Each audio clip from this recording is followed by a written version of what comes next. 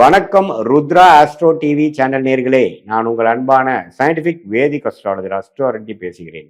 நல்லது நினைப்போம், நல்லதே நடக்கும். இந்த வீடியோவில் நம்ம என்ன பார்க்க போறோம்னா, மகர ராசிக்காரர்களுக்கு 2026 செப்டம்பர் எத்தகைய ஒரு பலாபலன்கள் நிறைந்த ஒரு மாதமாக இருக்க போகுதுங்கிறத சயின்டிபிக் வேதிக் அஸ்ட்ராலஜி முறையில எந்த விஷயத்தையும் மிகைப்படுத்தாமல் நம்மளுடைய இந்திய வேத ஜோதிடம் ஒளித்தத்துவ அடிப்படையில ஒரு கிரகம் ஒரு ராசிக்கு இந்த இடத்துல சஞ்சரிக்கும் பொழுது எது மாதிரி ஒரு கர்ம தாக்கத்தை கொடுக்க போகிறது அப்படிங்கிறத நம்ம எதையும் பரிகாரங்கள் மூட நம்பிக்கைகள் அதுல எல்லாம் போகாமல் துல்லியமான மிகைப்படுத்தாத சயின்டிபிக் வேதிக் அஸ்ட்ராலஜி முறையில பார்க்க போறோம்.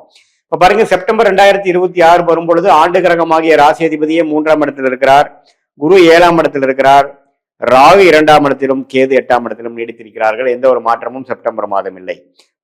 பட் என்ன நல்ல மாற்றங்கள் இருக்குன்னா, சுக்கிரன்கிற ஒரு மிகவும் யோகமான ஒரு கிரகம் மகர ராசிக்கு 10ஆம் இடத்துல ஆட்சி பலம் பெறுகிறார். அது ஒரு மிகவும் அருமையான ஒரு விஷயம். ஸோ வேலை தொழில் அது மாதிரி நல்ல விஷயங்கள், ஸ்டேட்டஸ்ல நல்ல டெவலப்மெண்ட்டு, வேலையில முன்னேற்றம், தொழில அபிவிருத்தி, அது மாதிரி பல நல்ல விஷயங்கள் நடக்கக்கூடிய அமைப்புகள் இருக்கு. அதே மாதிரி சூரியன் முதல் ஆஃப் 8ல இருந்தாலும் 9ஆம் இடத்துக்கு செப்டம்பர் 15க்கு மேல வரார். அதுவும் ஒரு நல்ல விஷயம். அதே மாதிரி செவ்வாய் பாருங்க, மாதத்தின் இறுதியில 6ஆம் இடத்துல இருக்கக்கூடிய செவ்வாய் 7ஆம் இடத்துல உங்களுக்கு சில ஃபேமிலியில கொஞ்சம் ஃப்ரிக்ஷன், பங்குதாரர்கள் நண்பர்களுக்குள்ளேயே கொஞ்சம் டென்ஷன், அதெல்லாம் கொஞ்சம் கொடுக்கக்கூடிய அமைப்புகள் இருக்கு. ஆனாலும் பயப்படுறதுக்கு ஒன்றும் பெருசா இல்லை. ஏன்னா குருவோட தான் சேர்றதுனால ஒன்றும் தவறான அமைப்புகள் இல்லை. ரியல் எஸ்டேட் அது மாதிரி சார்ந்த விஷயங்கள் இருக்கிறவங்க, தொழில் இருக்கிறவங்களுக்கெல்லாம் பங்குதாரர் மூலமாக நல்ல பெனிஃபிட்ஸு, ஃபண்டிங் கிடைக்கிறது, அது மாதிரி பல நல்ல விஷயங்கள் நடக்கக்கூடிய அமைப்புகள் கண்டிப்பாக உண்டு. இது ஒரு பொற்காலம் தான் சொல்லணும். ஏன்னா இப்போ மகர ராசிக்காரங்களுக்கு உச்ச குருவின் பார்வையினால சில நல்ல விஷயங்கள், சில நியூ அசோசியேஷன், நியூ தொடக்கங்கள், பிகினிங்லாம் போயிட்டு இருக்கு. அதில் இப்போ சுக்கிரன் 10ஆம் இடத்துக்கு வரும் பொழுது நம்ம என்ன 3 மாசமா ட்ரை பண்ணிட்டு இருந்தோமோ அதெல்லாம் டக்குன்னு நடக்கக்கூடிய அமைப்பு. சூரியன் 8ல இருந்து ஒரு மாதிரியான பிரச்சனைகள் கொடுத்துட்டு இருந்தாலும் இப்போ அது நிவர்த்தி ஆகக்கூடிய மாதத்தின் இறுதியில வரக்கூடிய அமைப்புகள், இது எல்லாமே ஓரளவுக்கு பாசிட்டிவா தான் இருக்கு. 6ஆம் இடத்துல செவ்வாய் இருந்து நோய் பிரச்சனைகள், வம்பு வழக்குகளை கொடுத்துட்டு இருந்தவர் மாதத்தின் செகண்ட் ஹாஃப்ல இருந்து எல்லாமே கொஞ்சம் சரியாகுது. ஸோ ஓரளவுக்கு கோச்சார் அமைப்புகள்லாம் கொஞ்சம் நல்லா இருக்கார். 7 நாட் சனியும் முடிய போகுது மகர ராசிக்காரர்களுக்கு. இந்த வருஷத்தோடையே பார்த்தீங்கன்னா 2027 ஏப்ரல், மார்ச், பிப்ரவரியோடய முடியுது. ஸோ எல்லாமே ஒரு புது துவக்கங்கள், புதிய விஷயத்தை நோக்கி போக்க கொண்டு இருக்கக்கூடிய மகர ராசிக்காரங்கள் இந்த மாதத்தை நல்லா யூஸ் பண்ணிக்கணும். என்ன விசேஷமான விஷயங்களுக்கு, வேலை விஷயத்துக்கு, கல்யாண விஷயத்துக்கு, தொழில் விஷயத்துக்கு எல்லாமே பாசிட்டிவான ஒரு எஃபெக்ட், உங்களோட ஸ்டேட்டஸை தூக்கி நிறுத்தக்கூடிய அமைப்புகளாக கண்டிப்பாக ஒரு கிரகமும் ஓரளவுக்கு நல்ல தாக்கத்தில் இருக்குது. குருவே 11ஆம் இடம் ராசி 3ஆம் இடத்தை பார்ப்பதனால ராசியும் பார்க்கிறார், ராசி அதிபதியும் பார்க்கறது ரொம்ப நல்லது. ஸோ சில இதெல்லாம் பாசிட்டிவான சில விஷயங்கள், திட்டங்கள் போட்டு அதெல்லாம் கொஞ்சம் டக்குன்னு நடக்கிறது, எல்லாமே கை கூட்டுறதுங்கிற மாதிரி சில பாசிட்டிவான விஷயங்கள் கண்டிப்பாக இருக்கிறது. இந்த மாதத்தை மகர ராசிக்காரர்கள் நல்ல விதத்துல யூஸ் பண்ணிக்க வேணும் அப்படிங்கிறத நான் சொல்ல விரும்புறேன். ஸோ இது ஒரு பொதுவான அமைப்பு தானே ஒழிய, ஒளி ராசிக்கு ஒளிப்படுது, அதே மாதிரி ராசி அதிபதி மேலேயும் ஒளிப்படுவது மிகவும் அருமை. இந்த மாதிரி டைம்ல நமக்கு நல்ல தசாபுக்திகள் போய்கொண்டிருக்கும் பொழுது, உங்களுடைய ஜென்ம ஜாதகத்துல யோகமான தசை போகும்பொழுது இன்னமே நான் சொன்ன விஷயங்கள் தூக்குதலாகவும் இன்னும் கொஞ்சம் பெட்டரான ஒரு அமைப்புகளை எதிர்பார்க்கலாம்.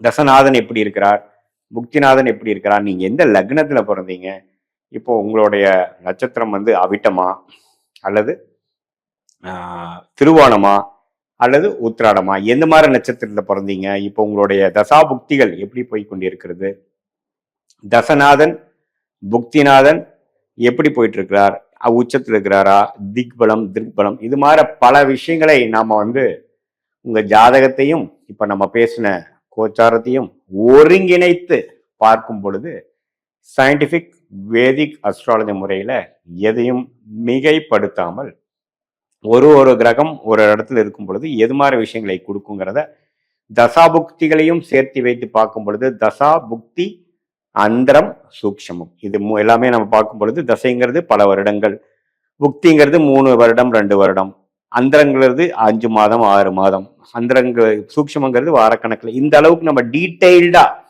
போய் உங்களுக்கு இப்பொழுது என்ன மாதிரி ஒரு ஆதிபத்தியம் நடந்து கொண்டு இருக்கிறது? நல்ல ஆதிபத்தியம் நடக்குதா? 6-8 ஆதிபத்தியம் போகுதா? அல்லது குரோத்தான ஆதிபத்தியம் போகுதா? எது மாதிரி விஷயங்கள் எதிர்பார்க்கலாம்?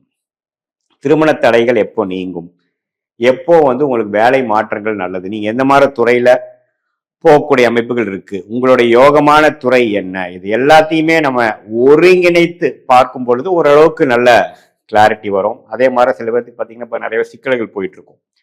இப்போ கடன் பிரச்சனைகளா இருக்கலாம், ஹெல்த் பிரச்சனைகளா இருக்கலாம், ரிலேஷன்ஷிப் இஷ்யூஸா இருக்கலாம், வேலையில ஒரு நல்ல ஸ்திரத்தன்மை இல்லாத அமைப்பா இருக்கலாம். அதெல்லாம் எப்போ எனக்கு ஒரு மாதிரியான ஒரு நல்ல அமைப்புக்குள்ள நம்ம போவேன், அந்த தசாபுக்திகள் எப்போ மாறுது, எது மாதிரி ஒரு சப்போர்ட்டிவான விஷயங்கள் வருது அப்படிங்கிறதெல்லாம் நம்ம தெரிந்து கொண்டு நம்மளுடைய ஜாதகத்தில் இருக்கக்கூடிய பேட்டர்ன் என்னங்கிறதை தெரிந்து கொண்டோம்னா அது வரைக்கும் நம்ம ஃப்ரஸ்ட்ரேட் ஆகாமல் பொறுமையாக இருந்து எப்படி இருந்தாலும் நாம தான் சமாளிக்கணும் இல்லைங்களா?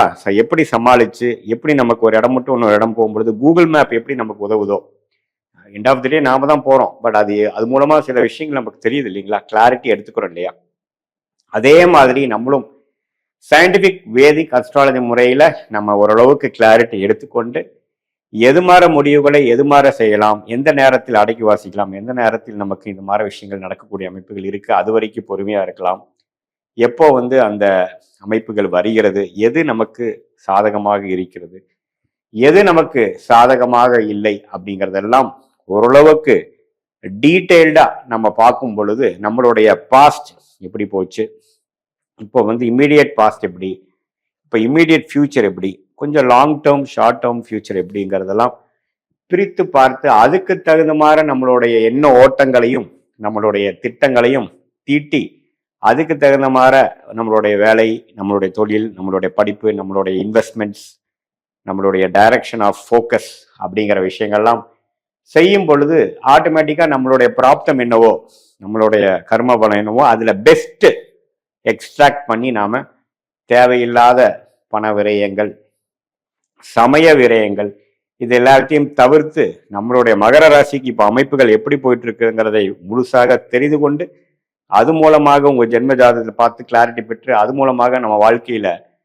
திட்டங்களை தீட்டி செயல்படும் பொழுது நம்மளுடைய வேலையாக இருந்தாலும் சரி, கல்யாண விஷயமா இருந்தாலும் சரி, குழந்தைகள் விஷயமா இருந்தாலும் சரி, தொழில், முதலீடு, மற்ற ஹெல்த் ரிலேட்டட் எது ப்ராப்ளமாக இருந்தாலும் உங்கள் ஜாதகத்தில் அந்த 12 பாவங்கள், லக்னத்திலிருந்து 12ஆம் பாவங்கள் எப்படி இருக்கு, இப்போ மகர ராசிக்கு நான் சொன்ன அமைப்புகள் மாதிரி இப்போ உங்களோட தசாபுக்திகள் எப்படி போயிட்டு இருக்கிறதெல்லாம் சேர்த்து வைத்து பார்க்கும் பொழுது ஒரு மாதிரியான நல்ல கிளாரிட்டி வரக்கூடிய அமைப்புகள் கண்டிப்பாக நம்ம தெரிந்து அது மூலமாக நம்ம வாழ்க்கையில் தெளிவான ஒரு growth பேட்டர்னில் போகலாம் என்று சொல்ல விரும்புகிறேன். மீண்டும் மற்றொரு காணொளி சந்திப்போம். நன்றி, வணக்கம்.